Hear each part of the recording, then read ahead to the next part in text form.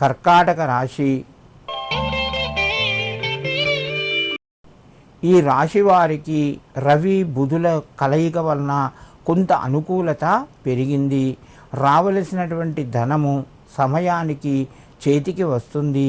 ఎప్పుడో ఆగిపోయిన పనులు కూడా ముందుకు కొనసాగుతాయి. నూతన వస్తువులు, నూతన ఆభరణాలకు సంబంధించిన కొనుగోలు ప్రస్తావన మీ ముందుకు వస్తుంది. బంధువుల ద్వారా మీకు కొంత సహాయ సహకారాలు అందుతాయి. శ్రమతో కూడినటువంటి పనులు ఉంటాయి, అయినా మీరు విజయం సాధిస్తారు.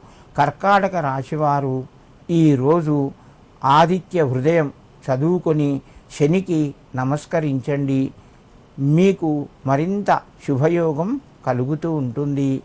సింహరాశి. ఈ రాశి వారికి రోజు మధ్యమ స్థాయిగా చెప్పవచ్చును. ధనానికి సంబంధించిన పనులు ముందుకు వెళ్తాయి. కొత్త పరిచయాలు ఏర్పడతాయి. కొత్త అవకాశాలు ముందుకు వస్తాయి. కుటుంబ సభ్యుల మధ్యన కొంత అనారోగ్య సమస్యలు తలెత్తే అవకాశాలు ఉన్నాయి. సింహరాశి వారు తొందరపడి ఏ నిర్ణయాలు తీసుకోకండి. ఎందుకంటే కొంచెం మీకు వ్యతిరేకమైనటువంటి కాలం నడుస్తుంది కాబట్టి ఆలోచించి నిర్ణయాలు తీసుకోండి. ఈరోజు సింహరాశి వారు పెద్దలకు నమస్కరించి, లేదా పెద్దలకు గతించిన వారైతే పెద్దల పేరు మీద కొంత అన్నదానం చేయండి. శనికి తైలాభిషేకం చేయించుకోండి. దీనివల్ల మీకు అష్టమ శని దోషాలు తొలగి అనుకున్న పనులు సకాలంలో పూర్తి చేస్తారు. కన్యారాశి.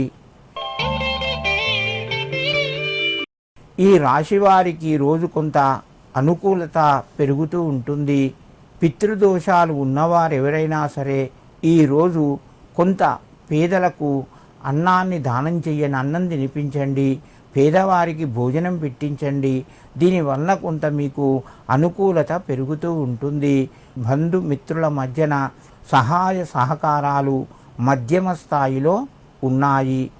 వ్యాపార రంగం లోపట మీకు కొంత అనుకూలత తగ్గుతూ ఉంటుంది. నూతన ప్రయత్నాలు కొంత ముందుకు కొనసాగుతాయి. మిత్రులతోని సంతోషంగా గడుపుతారు.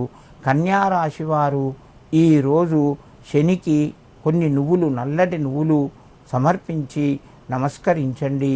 మీకు మరింత శుభయోగం కలుగుతూ ఉంటుంది.